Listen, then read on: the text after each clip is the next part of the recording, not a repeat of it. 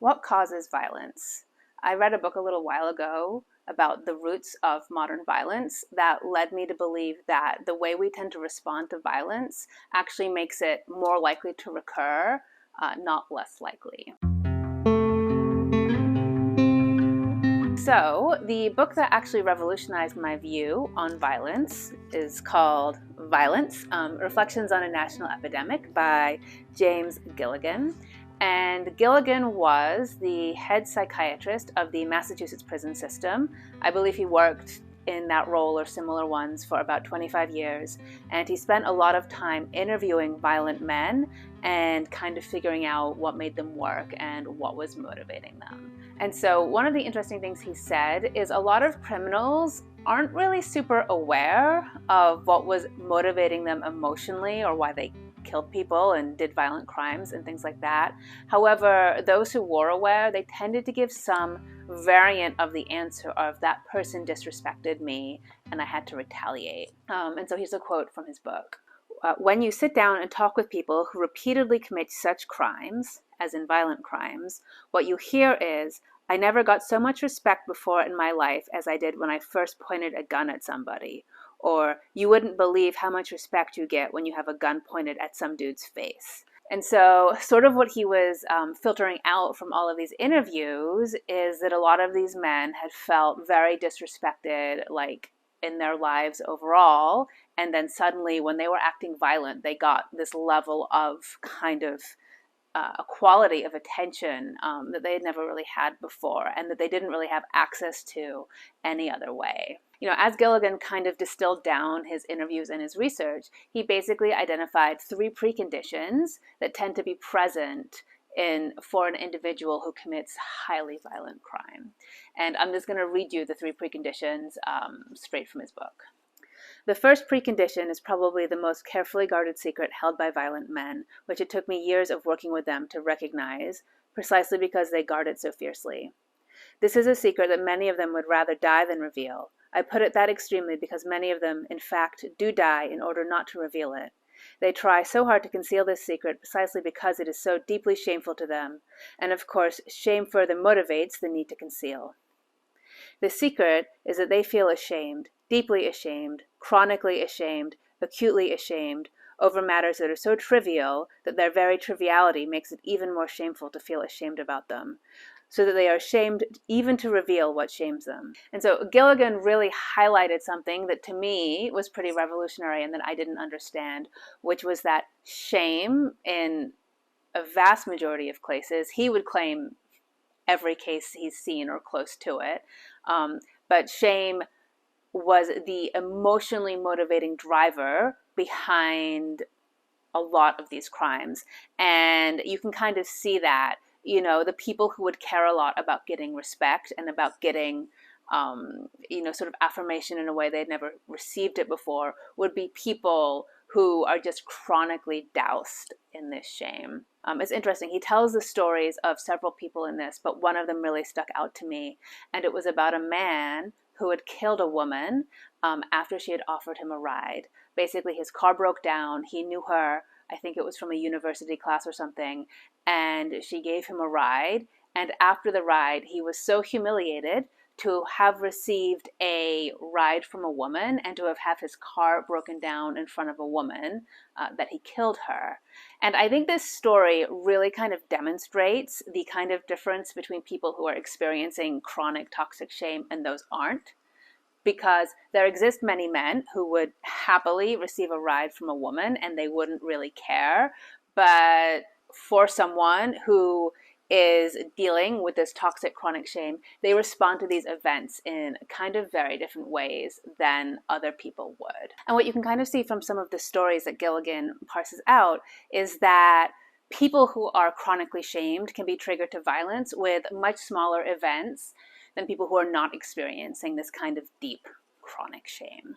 The second precondition for violence is met when these men perceive themselves as having no non-violent means of warding off or diminishing the feelings of shame or low self-esteem, such as socially rewarded economic or cultural achievement, or high social status, position, and prestige. Violence is a last resort, a strategy they will use only when no other alternatives appear possible.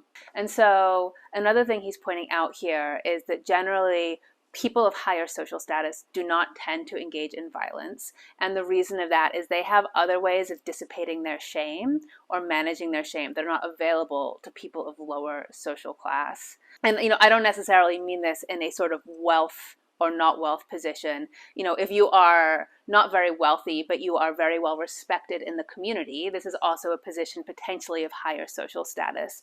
But a lot of these people are dealing with basically chronically low social status in the communities they are in. And they don't really see an avenue to improving their social status via nonviolent means. And so that makes them more open to the use of violence. Additionally, people of higher social status, even if they do choose to engage in sadistic behaviors, they may often have more socially acceptable means of causing pain to other people. You're fired. You're fired. You're fired. Which they will not be punished for. And so that would probably be a preferable means, even if they were going to be sadistic about it. And then finally, the third precondition for engaging in violent behavior is that the person lacks the emotional capacities or the feelings that normally inhibit the violent impulses that are stimulated by shame. The most important are love and guilt towards others and fear for the self. What is most startling about the most violent people is how incapable they are, at least at the time they commit their violence, of feelings of love, guilt, or fear. This is an interesting one because it kind of sort of highlights why some people might be a little bit more prone to violence, while also explaining a situation where people not normally prone to violence might go there anyway. So people who, for whatever reason, do struggle with the feelings of love and guilt, or possibly fear of self-preservation, people who don't feel that as much may get triggered to violent action more quickly if they're feeling shamed than people who feel those emotions strongly. But even people who do feel those emotions strongly, if they are put in a significantly shameful enough situation, shame actually reduces your capacity to feel things like love or to feel things like guilt. In fact, he goes on to explain in his book how people feeling a lot of shame end up almost being incapable of feeling guilt. If we want to differentiate between the feelings of shame and guilt, shame is basically the feeling, I am bad. This is how Brene Brown explains it. Shame is basically the feeling, I am bad as a person, and guilt is kind of the feeling, I did something bad. And so if you are feeling a lot of shame, like I am bad, I am rejected from society, this tends to generate feelings of anger towards the society that rejected you, whereas guilt is almost a feeling of obligation. And so if you are feeling angry and rejected, you will tend to not feel like you owe anything to the people who rejected you. Whereas if you feel accepted and loved by a community and you do them wrong, then you feel guilty. Then you feel that you have done something bad to people who were treating you okay. Basically, in particular, shame and guilt are almost inversely related. And so people who are feeling a lot of shame tend to commit more crimes and more violence, and people feeling a lot of guilt tend to commit less. And so where does this kind of leave us? Well, for me, where it left me was, and if you believe, as I now do, that shame is the sort of emotional fuel that drives violence, what you will see is that any sort of behavior correcting mechanism you do that increases shame will also increase violence in society. For example, I exist in these very liberal kind of groups, and it's not uncommon if someone does or says something inappropriate to shame the person for doing that, to call them out, as people say, and put shame on them. And I think for a while, I thought that was actually a very reasonable tactic because we need to, they did a bad behavior. We need to try to change that behavior. But what I think now is by doing this, by putting more shame out there, you're actually increasing the likelihood that someone is going to respond violently to that pressure. And you are actually making it less likely that they're going to respond with guilt because, as we talked about, shame and guilt are inversely proportional. So you're actually making it less likely that they're going to feel genuinely guilty. You may get them to comply with the behavior, but you also increase the chance that basically things are going to go drastically wrong and they're going to like go postal on you or something. This becomes more and more true. I think the fewer options for dissipating shame that people have available to them. So let's say you're talking about a very high status person, like, a CEO or a politician or something. Possibly in those cases, it might be reasonable to shame them because those people have a lot of social status unlocked ways of dissipating the shame. So, possibly that might be okay.